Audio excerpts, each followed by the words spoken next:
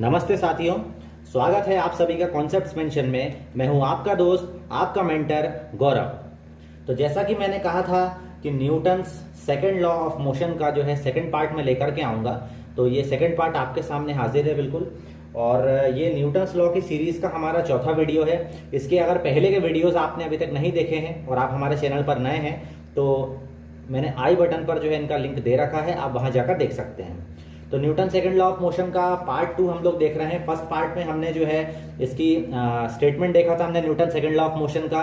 और इसके अलावा हमने मोमेंटम को बहुत अंदर से, मतलब भीतर से जाके और बहुत ही अच्छे से हमने मोमेंटम को जाना था।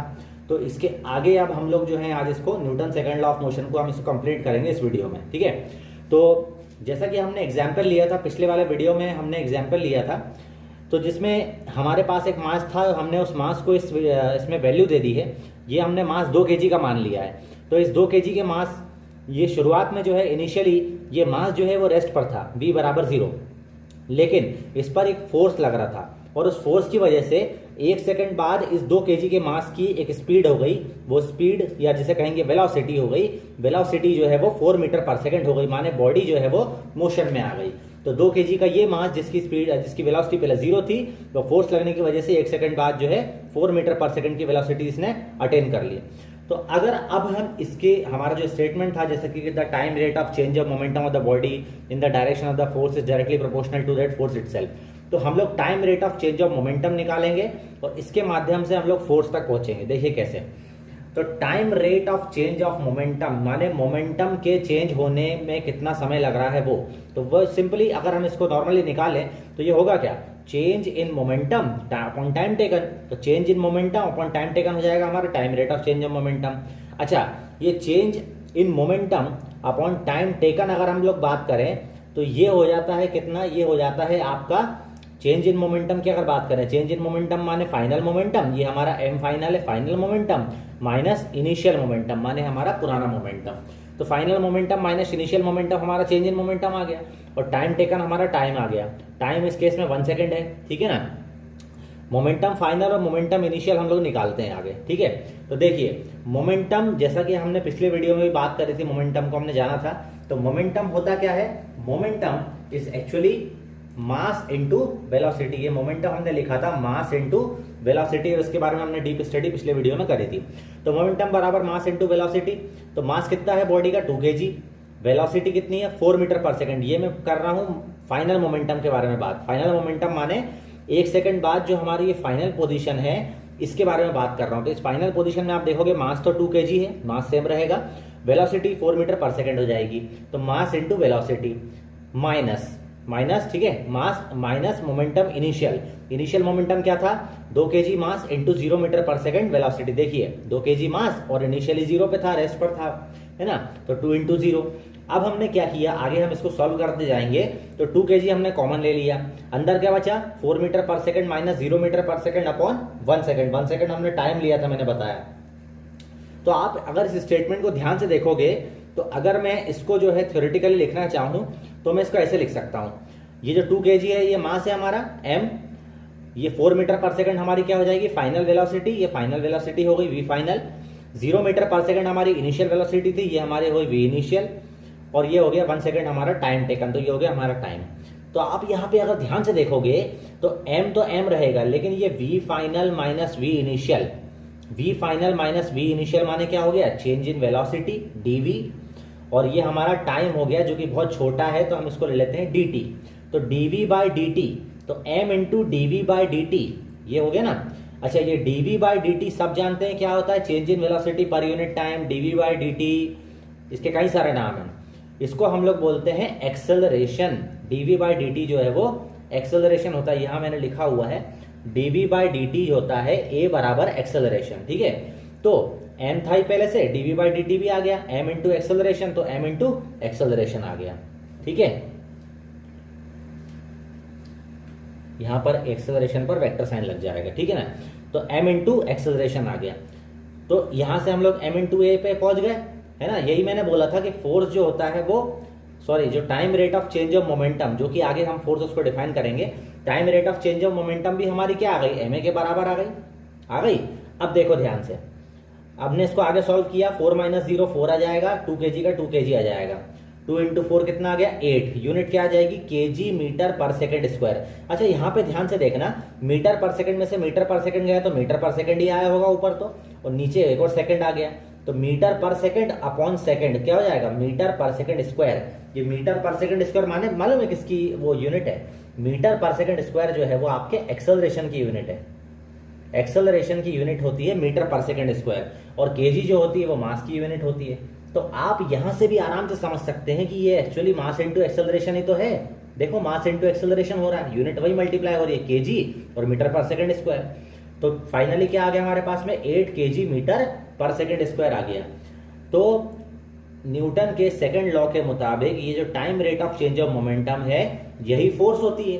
तो time rate of change of momentum जिसको हम लेकर के आए m into d by d t m a, तो ये एक्चुअली क्या है हमारी, यही हमारा फोर्स कहलाएगा किसके मुताबिक, न्यूटन के सेकंड लॉ के स्टेटमेंट के मुताबिक।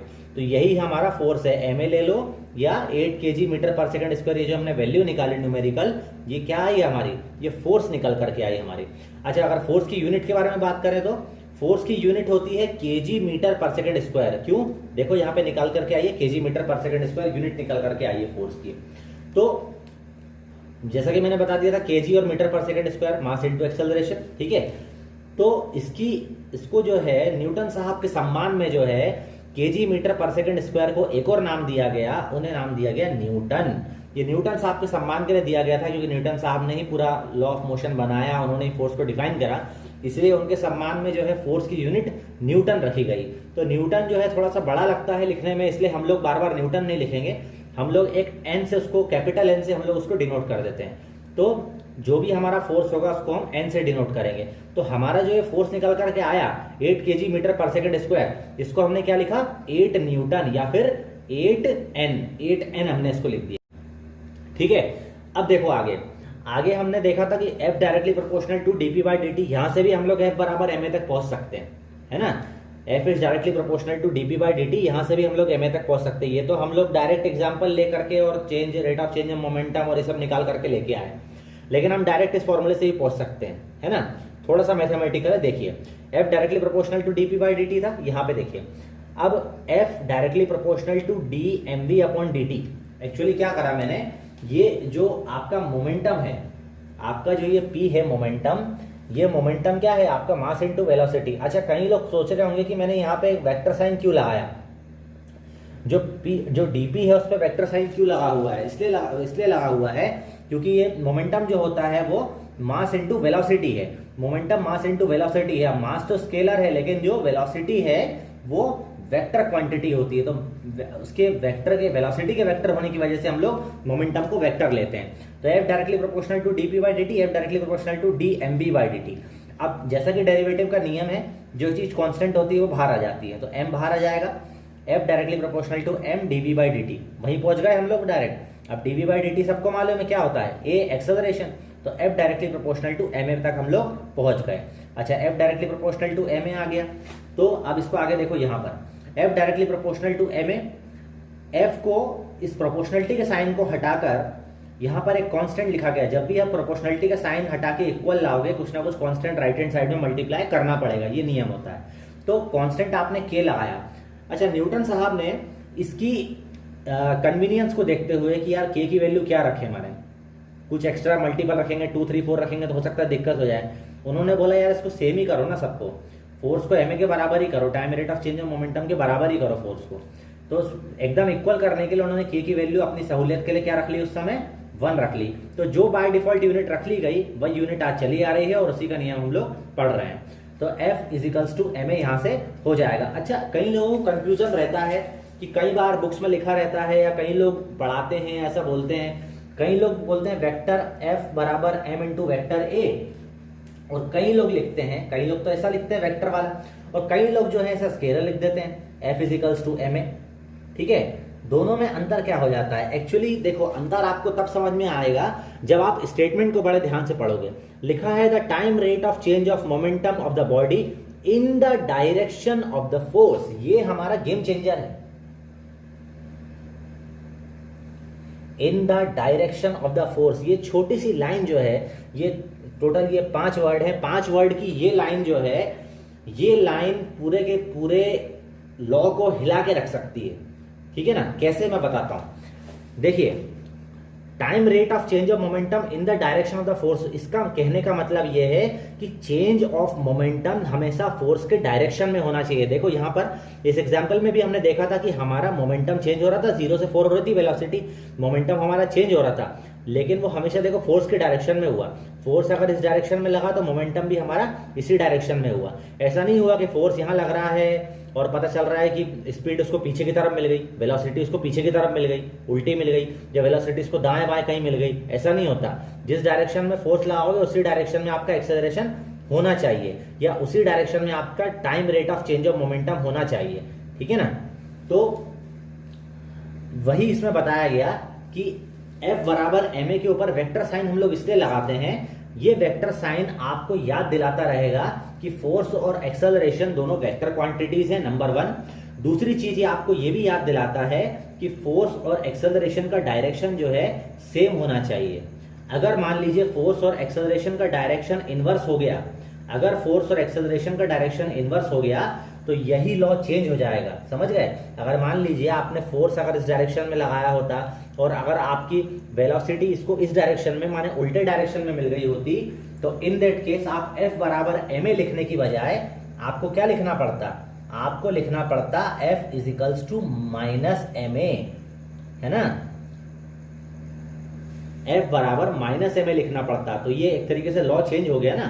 तो इसलिए हम लोग बोलते हैं कि फोर्स और एक्सेलरेशन का डायरेक्शन जो है हमेशा सेम होना चाहिए। जिस डायरेक्शन में एक्सेलरेशन उसी डायरेक्शन में फोर्स, और जिस डायरेक्शन में फोर्स उसी डायरेक्शन में एक्सेलरेशन। अच्छा, इसी से निकल करके एक चीज और इंपॉर्टेंट आती है कि Newton's laws are valid only in the inertial frame of reference, कि न्यूटन के जो लॉ हैं वो हमेशा इनर्शियल फ्रेम ऑफ रेफरेंस में वैलिड होते हैं। इनर्शियल फ्रेम ऑफ रेफरेंस बहुत आगे मतलब बड़ा टॉपिक है, तो इसके बारे में एक सेपरेट वीडियो हमें बनाना पड़ेगा। इसको इस वीडियो में तो हम कंपाइल नहीं कर पाएंगे, लेकिन इसके बारे में मैं थोड़ा सा बता देता हूं। इनर्शियल फ्रेम ऑफ रेफरेंस का मतलब होता है ये न्यूटन के लॉ सिर्फ इनर्शियल फ्रेम ऑफ रेफरेंस में वैलिड है। इसका अभी आप मतलब अभी के लिए आप इसका सिर्फ यही मतलब समझिए कि जिस डायरेक्शन में फोर्स है उसी डायरेक्शन में एक्सेलरेशन होना चाहिए।